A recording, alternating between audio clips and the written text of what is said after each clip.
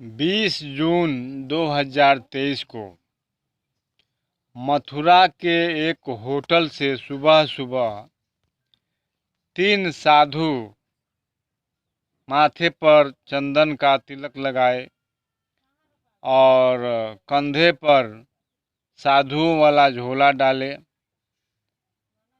उस होटल से निकलते हैं और घूमते घामते पहुंच जाते हैं बरसाना चौकी क्षेत्र के नंदगांव, जहाँ पर तमाम मंदिरें बनी हुई हैं और उन मंदिरों में कोई न कोई साधु महंत बनकर बैठा है, पूजा कर रहा है, करवा रहा है, लोगों को अच्छे अच्छे उपदेश दे रहे हैं वहाँ के साधु महात्मा।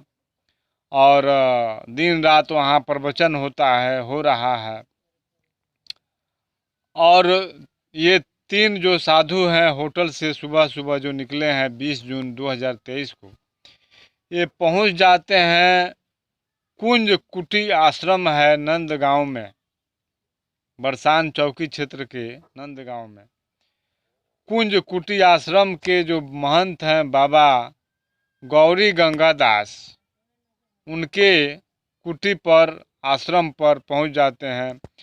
और वह कुटी नहीं, एक आश्रम बन चुका था, क्योंकि बाबा को सुनने के लिए, बाबा के दर्शन के लिए वहाँ सुबह से शाम तक हमेशा भीड़ लगी रहती थी। बाबा के जो बाबा गौरी गंगा दास के ना प्रवचन सुनने के लिए लोग ललायित रहते थे। 3 साधु आते हैं और जो बाबा के अन्य शिष्य हैं उनसे कहते हैं कि हम बाबा गौरी गंगा दास से मुलाकात करने आए हैं और हमको उनसे बात करनी है। भेंट के स्वरूप तीनों के थैले से बहुत से फल फूल निकलते हैं बाबा के लिए। बाबा गौरी गंगा दास के शिष्य बाबा के पास जाते हैं और कहते हैं कि बहुत दूर से 3 महात्मा आपसे मिलने के लिए आए हैं, अगर आप उन पर कृपा करें तो अपना दर्शन उन्हें दे दें। बाबा खुश हो जाते हैं गौरी गंगा दास कि चलो भाई, हमसे दूर दूर से मिलने के लिए लोग आ रहे हैं। बाबा की आज्ञा मिल जाती है और तीनों साधु अंदर प्रवेश करते हैं। और फिर आदर सत्कार और नमन अभिवादन के बाद शुरू होता है बाबा से कुछ पूछताछ। और इसी पूछताछ में बाबा से वे तीनों साधु उनके बारे में, उनके शुरू से लेकर अब तक के बारे में बहुत सी बातें, जानकारी इकट्ठी करते हैं। बाबा से कहते हैं कि आपको कौन कौन सी भाषा आती है, आप कहाँ कहाँ भ्रमण किए हैं। बाबा बताते हैं कि हम गुजरात गए हैं, उड़ीसा गए हैं, केरल की भाषा जानते हैं, तमिलनाडु की भाषा जानते हैं। और तब तीनों साधु को पूरी तरह विश्वास हो जाता है कि हम जिसकी तलाश कर रहे हैं वह बाबा यही हैं, बाबा गौरी गंगा दास।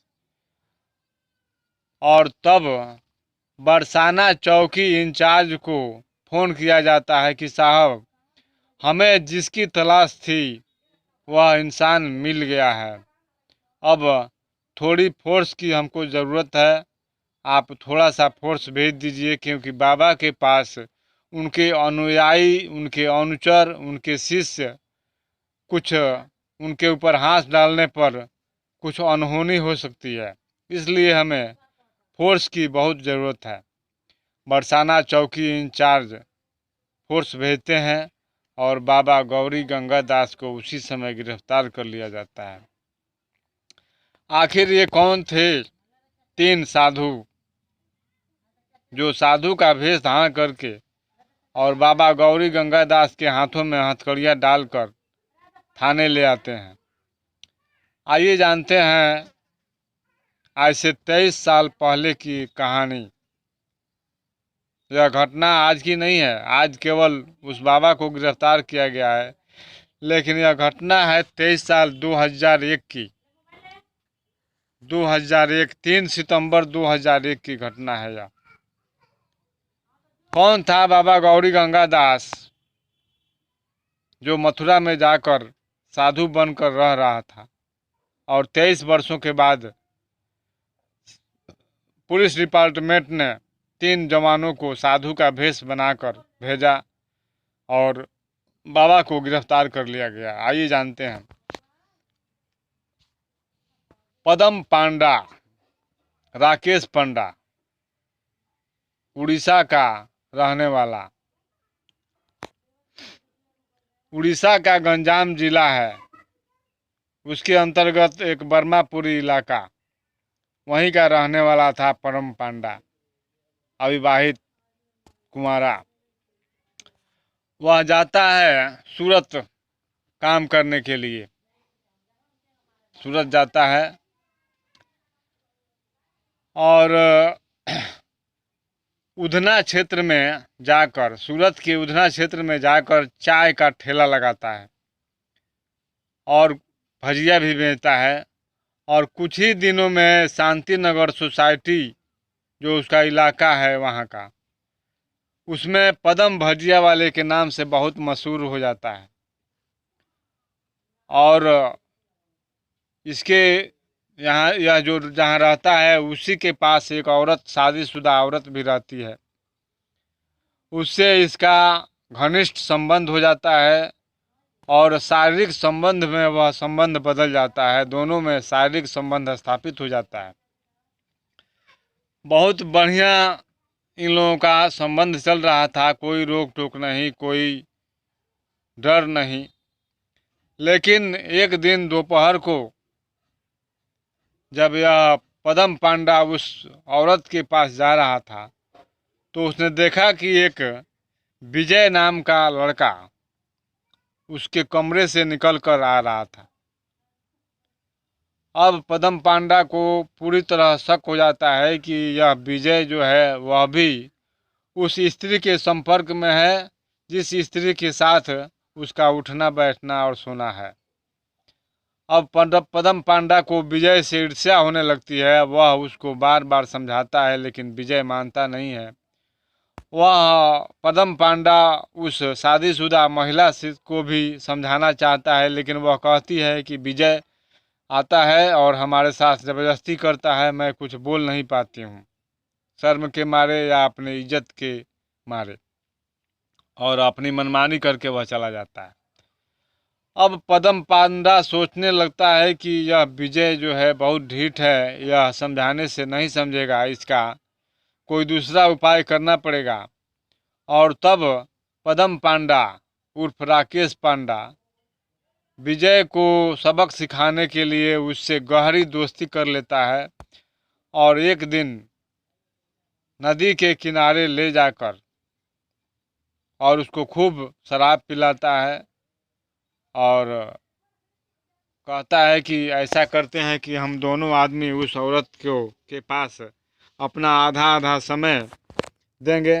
जब हम थोड़ी समय के लिए वहाँ जाएंगे तब तुम मत जाना, जब तुम वहाँ जाओगे तो हम वहाँ नहीं जाएंगे। इस तरह हम दोनों का काम बखूबी चलता रहेगा, किसी को कोई एतराज़ नहीं होगा। विजय मान जाता है और उसके साथ शराब पीता है, मौज मस्ती करता है और मौका पाकर वहीं पर 3 सितंबर 2001 को विजय का मर्डर कर देता है पदम पांडा और लाश को गड्ढे में फेंक कर भाग जाता है। भागने के बाद वहाँ पर पुलिस उस शव को बरामद कर लेती है और पदम पांडा का परिचय पूछते हुए, पता लगाते हुए पहुँचती है उड़ीसा। यहाँ आकर जब यह सुनता है कि हमारे पीछे पुलिस पड़ी हुई है, तब कभी तमिलनाडु भागता है, कभी केरल भागता है। इस तरह भागते भागते जब वह सोचने लगता है कि अब हमारा जिम्मा पुलिस से बचने वाला नहीं है, कोई ठोस उपाय सोचना चाहिए, तब वह उसके दिमाग में यही आइडिया आता है कि उसे क्यों न अपना छद्म वेश धारण करके और आराम से रहते हुए अपना जीवन गुजारना चाहिए। और उसका यह आइडिया उसके काम आता है, जो 22 सालों तक उसका साथ देता है। पूरी पूरी तरह वह सुरक्षित रहता है पुलिस से। पुलिस उसका कुछ नहीं बिगाड़ पाती है, उसे खोज नहीं पाती है। लेकिन फरवरी 2023 में सूरत के पुलिस कमिश्नर अजय कुमार तोमर बहुत धाकड़ एक ऑफिसर आते हैं और कहते हैं कि हमको मोस्ट वांटेड जितने अपराधी हैं उन सब लोगों का फाइल चाहिए। जो फाइल 20 वर्षों से 15 वर्षों से नहीं खुली है, वह फाइलें हमको हमें चाहिए। थोड़ी देर में फाइलें उनके मेज़ पर रख दी जाती हैं, पुरानी फाइलें।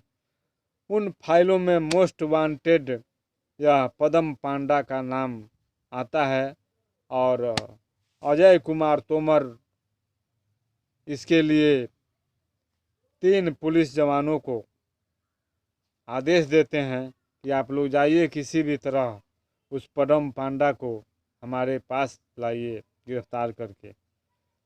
वे पुलिस वाले सहदेव, जनार्दन हरिचरण और head constable Ashok, HCP head constable HCP Ashok, ये तीनों जाते हैं, साधु का वेश धारण करते हैं और तब पद्म पांडा के हाथों में हथकड़ियाँ पड़ जाती हैं।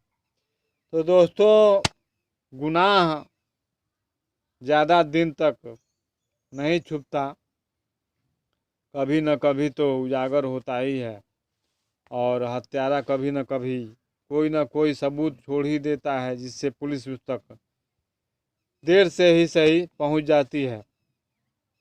तो फिर मिलेंगे हम दोस्तों अगले वीडियो में। तब तक के लिए हमें दीजिए इजाज़त और हमारे चैनल को ज़रूर सब्सक्राइब कीजिएगा, वीआईपी मैटर चैनल को।